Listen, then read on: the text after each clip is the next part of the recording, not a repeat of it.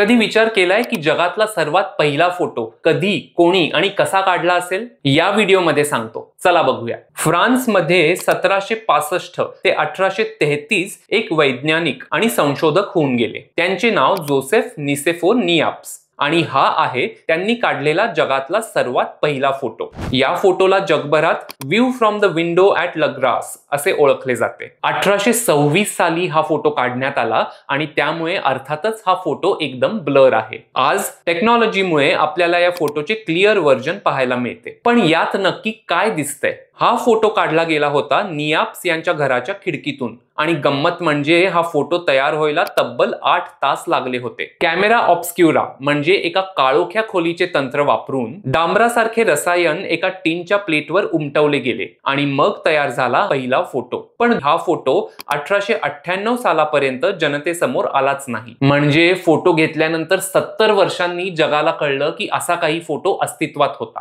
पण मग या पहिल्या फोटोने एका नवीन युगाची सुरुवात केली. विज्ञान, कला, इतिहास सगळ्या क्षेत्रांमध्ये फोटोग्राफीने क्रांती केली. नियाप्स यांनी काढलेला दुसरा फोटो हा आहे त्यांच्या घरातले जेवणाचे टेबल.